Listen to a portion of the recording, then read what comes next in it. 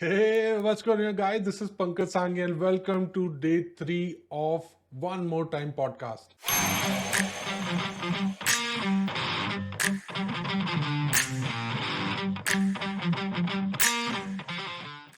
दोस्तों, आज का जो टॉपिक है वो भी बहुत एक मेन टॉपिक है कि प्रोडक्ट मिल गया, लेकिन आगे क्या करें।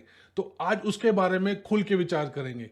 देखिए, जब भी कोई बिजनेस करना हो तो उसके अंदर सिर्फ एक चीज कॉमन है कि या कोई प्रोडक्ट है या कोई सर्विस है, या आपके पास कोई ऐसा प्रोडक्ट है जिसको आप सेल करेंगे और उसके बाद अपना रेवेन्यू ऐसे बढ़ाते जाएंगे, या आप एक सर्विस बेस्ड बिजनेस है जैसे कि कारपेंटरी या प्लम्बिंग। ऐसा कोई बिजनेस है जहां पर आप कुछ सर्विस देंगे और उससे आपको रेवेन्यू जनरेट होता है।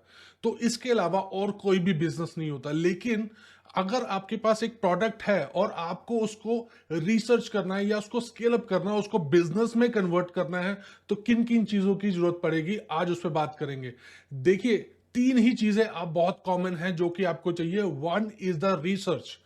आपने ये वर्ड बहुत बार सुना होगा कि प्रोडक्ट रिसर्च करें, मार्केट रिसर्च करें, या उसके बारे में पता करें, गूगल पे जाएं या वेबसाइट्स पे जाएं, पढ़ें। आई कैन टेल यू, मैंने भी किया है, लेकिन ये बहुत ही लेंथी वे है और ये एक बुकिश लैंग्वेज है। तो मैं आज आपको डायरेक्टली वो बताने वाला हूं कि जिससे आपका प्रोडक्ट की जो रिसर्च है वो बहुत ही छोटी हो जाएगी। देखिए, हम सभी सोशल मीडिया प्लेटफॉर्म्स पे आज के डेट में है, चाहे वो फेसबुक लगाएं, लिंक्डइन लगाएं, चाहे वो इंस्टाग्राम लगाएं या और दूसरे प्लेटफॉर्म्स हैं, हम सभी उस पे हैं। हमारा खुद का प्रोफाइल बना हुआ है। लेकिन हमारे जो पर्सनल प्रोफाइल्स है उसके अलावा भी एक प्रोफाइल होता है, that is called business profile. तो अगर मैं आपको बोलूं कि एक कंपनी है जो कि सिमिलर प्रोडक्ट बना रही है और आप उसको रिसर्च करें, तो क्या आपको एक बेटर आइडिया मिल जाएगा? जी हां, मिल जाएगा। तो आपने करना क्या है, डायरेक्टली गूगल पे जाएं और टाइप कीजिए फेसबुक एड्स लाइब्रेरी। सिंपल। उसके बाद जो फर्स्ट लिंक आएगा उसको क्लिक कीजिए। आप फेसबुक के बैकएंड पे चले जाएंगे जहां पर उन्होंने एक लाइब्रेरी बनाई हुई है कि जितने भी बिजनेसेस हैं दुनिया के जो कि फेसबुक पे एग्जिस्ट करते हैं, वो जितनी भी एडवर्टाइजमेंट्स वो चला रहे हैं, आप उनको देख सकते हैं डायरेक्टली और उनकी कॉपी भी पढ़ सकते हैं और पिक्चर्स भी देख सकते हैं। तो वो एक सीधा तरीका हो जाता है कि प्रोडक्ट जो है रिसर्च करना।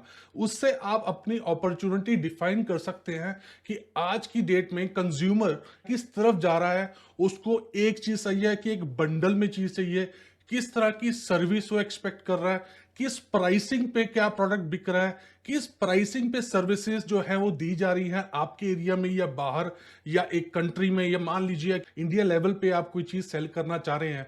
तो अगर आप उसको रिसर्च करेंगे उसका सिमिलर प्रोडक्ट, तो आपको सिर्फ यह करना है कि ऊपर जाके जब आप वो पेज खोल लें लाइब्रेरी का, तो टॉप में उस पे होगा ऑल, क्योंकि आप एक कैटेगरी डिफाइन करेंगे और एक कंट्री डिफाइन करेंगे।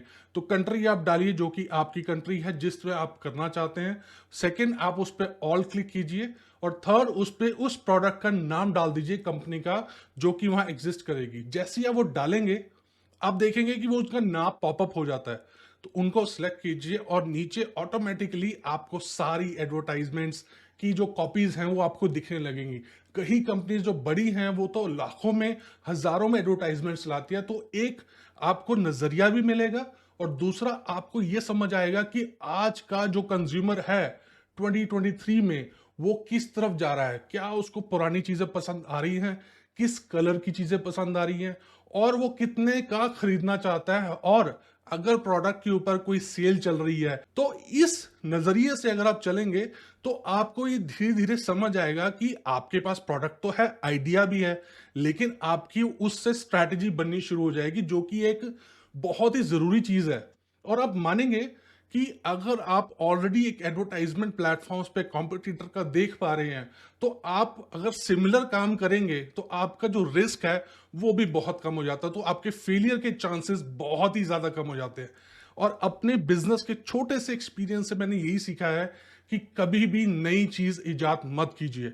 जो ऑलरेडी बिक रहा है उसी को बेचिए, बार बार बेचिए, क्योंकि वही चीज के लिए कंज्यूमर बहुत सारा है मार्केट में। क्योंकि उसकी जो प्रॉब्लम सॉल्विंग है वो इजीली हो पा रही है और इसी वजह से आप उसको कर पाएंगे और उस बिजनेस में सक्सेस पा सकते हैं। देखिए, ये तो होगी बात अपॉर्चुनिटी रिसर्च की और बात होगी स्ट्रैटेजी बनाने की, कि जो मैंने आपको डायरेक्ट छोटा सा एक उदाहरण दिया है।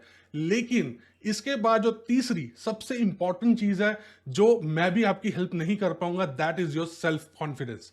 फ्रेंड्स, देखिए, देयर इज अ रीजन कि आप इस टाइम तक भी इसी चीज को सुन पाए हैं।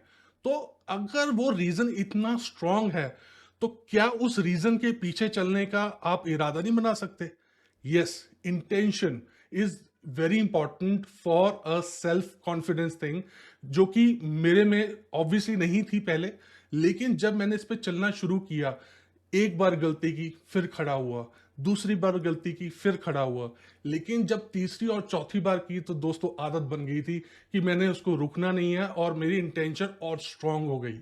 और प्लस मेरे पास 2 और 2.5 साल का मेरा बेटा था, जो कि अब 9 साल का हो गया है। तो वो भी मेरा एक बहुत बड़ा रीजन है, जब मैं उसको देखता हूँ तो मैं उससे बातें शेयर करता हूँ। And I am so fortunate कि जब हम बातें शेयर कर पाते हैं, वो नन्ही सी जान वो इस बात को समझ पाती है।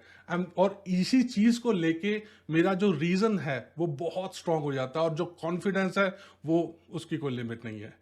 तो दोस्तों, ये जो 3 चीजें हैं, first is the market research, second is a strategy, third is your self confidence and your reason why you want to start your business. इस टॉपिक के ऊपर मैं स्पेशल एक एपिसोड बनाने वाला हूं, तो उसके लिए इतना ही करना है। Subscribe to this channel and see you next time.